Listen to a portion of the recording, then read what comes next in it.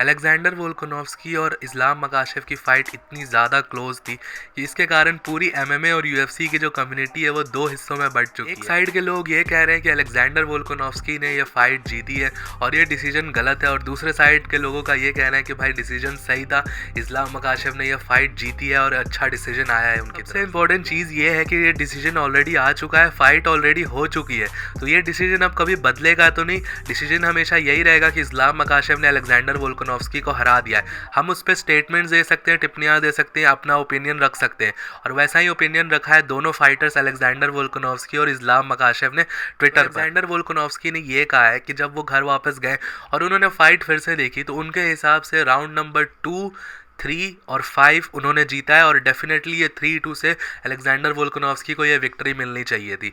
तो उसके बाद ही थोड़ी देर बाद इस्लाम मकाशेव ने भी रिप्लाई करा। ऑब्वियसली इस्लाम का भी रिप्लाई इसके ऊपर आएगा।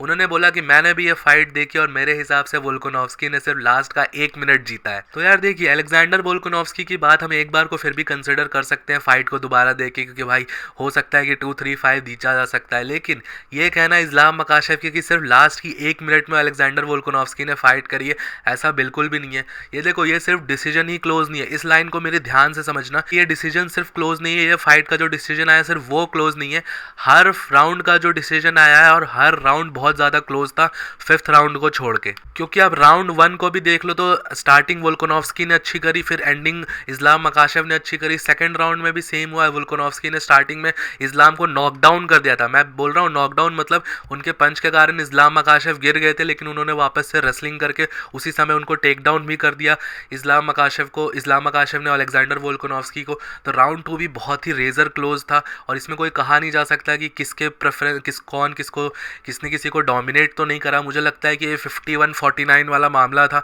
और देखो, ये फिर एट द लास्ट जाके जजेस क्या होते हैं, वो भी एक इंसान होता है, उसकी प्रेफरेंस के हिसाब से वो किस चीज़ को ज़्यादा प्रेफरेंस दे रहा है, वो नॉक डाउन को ज़्यादा प्रेफरेंस दे रहा है या टेक डाउन को ज़्यादा प्रेफरेंस दे रहा है। कुछ जजेस डैमेज को ज़्यादा प्रेफरेंस देते हैं, कुछ जजेस ऑक्टागन कंट्रोल को या स्ट्राइक्स को ज़्यादा प्रेफरेंस देते हैं। तो देखो, अल्टीमेटली जो जजेस होते हैं ना, वो एक इंसान होता है, और वो उसी हिसाब से, और हर इंसान का अपना एक पर्सनल बायस जरूर होता है। एमएमए में जो ये रूल्स हैं जजिंग क्या, ये पूरी तरह से एक सॉलिड रूल्स नहीं है, क्योंकि ऑब्वियसली देखो, जब दो इंसान फाइट करेंगे तो कुछ सॉलिड चीज़ें नहीं होगी, हर बार अलग अलग चीज़ें होंगी। और जबकि ये तीनों आर्ट फॉर्म्स मिलकर एमएमए बनता है, मिक्स मार्शल आर्ट्स, तो इसमें कोई एक सॉलिड रूल फॉर्म नहीं है कि ये चीज़ें ज़्यादा इम्पैक्ट करेंगी आपकी फाइट रिजल्ट्स को। ऑक्टागन टाइम को, कंट्रोल टाइम को कम मिलेगा, डैमेज को ज़्यादा मिलेगा, ऐसा कोई सॉलिड रूल्स नहीं है। हाँ, एक बेसिक सेट ऑफ रूल्स हैं, लेकिन वो बिल्कुल सॉलिड नहीं है, वो फ्लेक्सिबल है। उसके वो फाइट्स के हिसाब से जजेस अपने आप को उस हिसाब से फाइट्स को देखते हैं और फिर उस हिसाब से जज करते हैं अपने हिसाब से। यही है कि देखिए, अगर मैं फर्स्ट राउंड को भी एक बार को छोड़ दूँ तो चलो, वो इस्लाम मकाशेव ने अच्छे से जीत लिया,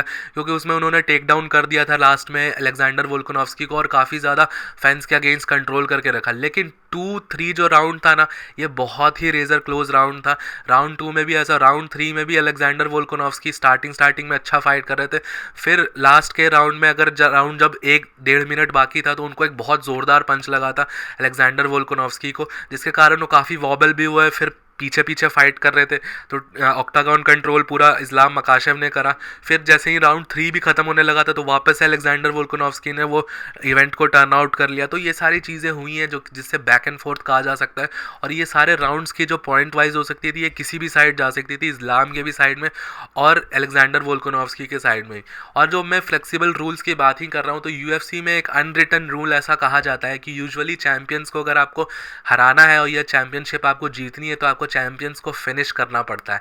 या तो आप बहुत ही डोमिनेंट विक्ट्री निकाल लो, या तो आपको चैंपियन को फिनिश करना होगा, तभी आपके फेवर में रिजल्ट जाता है। ऐसा मोस्टली यूएफसी की 70% टाइटल फाइट्स में ऐसा होता है कि डिसीजन मोस्टली चैंपियन के फेवर में ही जाता है, क्योंकि देखो ऑब्वियसली आपको चैंपियन को पूरी तरह से कन्विंसिंगली हराना पड़ेगा, तब आप चैंपियन कहलाओगे। अगर वोल्कानोव्स्की पूरे 5 राउंड में डोमिनेट करते, जैसा उन्होंने 5th राउंड में फाइट करा है इस्लाम मकाशेव को, अगर वो पूरे 5 राउंड में या 4 राउंड्स में भी वैसा फाइट करते तो डेफिनेटली ये कहा जा सकता था कि इस्लाम मकाशेव को यहाँ पे स्ट्रिप डाउन करना चाहिए और अलेक्जेंडर वोल्कानोव्स्की की तरफ जाना चाहिए था फेवर, लेकिन ऐसा उन्होंने नहीं करा। उनकी बेसिकली जो फाइट थी, एंड ऑफ द फाइट जो थी ना, उसमें हमने देखा कि इस्लाम मकाशेव थोड़ा स्लो हो रहे थे और वोल्कानोव्स्की उसी टाइम पे थोड़ा पिकअप कर रहे थे, लेकिन वोल्कानोव्स्की के साथ वही हुआ, टू लेट वाला जो सीन होता है वही है कि वो अपनी फॉर्म में तो आए बट वो थोड़ा लेट आए, उस समय तक फाइट ऑलरेडी खत्म हो चुकी थी। 5th राउंड में बहुत अच्छा परफॉर्म करा। वैसा अगर वो 4th राउंड में भी करते, 4th राउंड तो खैर वो ऑलमोस्ट 4 मिनट तक टेक डाउन रहे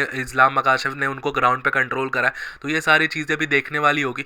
और इससे अगर आपको एक और एग्जांपल दूं तो आपको याद होगा एल्जमेन स्टर्लिंग और पीटर यान की भी जो फाइट हुई थी, उसमें भी एल्जमेन स्टर्लिंग ने काफ़ी कंट्रोल करके रखा था। तो शायद से अब जजेस जो ग्राउंड पे कंट्रोल टाइम है उसको काफ़ी ज़्यादा अहमियत देते हैं। लेकिन फिर उसके साथ यही होता है कि उल्टा अगर एक और एग्जांपल लोगे तो शॉन ओमैली और पीटर यान की जो फाइट थी उसमें पीटर यान ने 6 मिनट का कंट्रोल टाइम रखा था शॉन ओमैली के अगेंस्ट, लेकिन फिर भी पीटर यान हार गया था। तो ये सारी चीज़ें देखो, कोई भी रूल्स जो होते हैं वो पूरे फिक्स नहीं है एमएमए के जजिंग रूल्स। तो इसमें फाइट्स को और जजेस जो होते हैं अपनी खुद की प्रेफरेंसेस पे फाइट्स को जज करते हैं।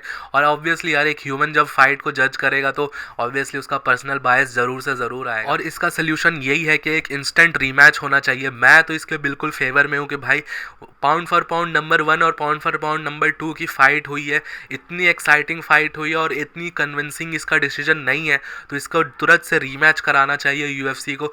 अभी डेविएसन फिगरेडो और ब्रैंडन मोरेनो का 4 बार फाइट करा दिया है, तो ऑब्वियसली हम यहाँ पे डेफिनेटली देख सकते हैं कि वोल्कानोव्स्की को एक इंस्टेंट रीमैच मिलना चाहिए। और इस्लाम मकाशेव ने भी सामने से ये कहा है कि वो रीमैच के लिए रेडी है। तो आई डोंट नो कि ये क्यों नहीं बनाना चाहती यूएफसी, या कब तक बनेगा ये फाइट। और मुझे तो ये भी लगता है कि वोल्कानोव्स्की को अभी फेदरवेट में जाकर बेल्ट डिफेंड करने की कोई ज़रूरत है नहीं, क्योंकि वहाँ पर ऑलरेडी एक इंटरिम चैंपियन बन चुका है। और यूजुअली अभी वोल्कानोव्स्की ने जो 145 पाउंड की भी फाइट करी थी वो रिसेंट में ही करी है, अक्टूबर के अराउंड ही करी है। तो उनको अभी तुरंत फेदरवेट में जाने का कोई ज़्यादा जल्दी भी नहीं है, क्योंकि फाइटर्स और चैंपियंस तो यूजुअली साल भर में एक बार ही फाइट करते हैं।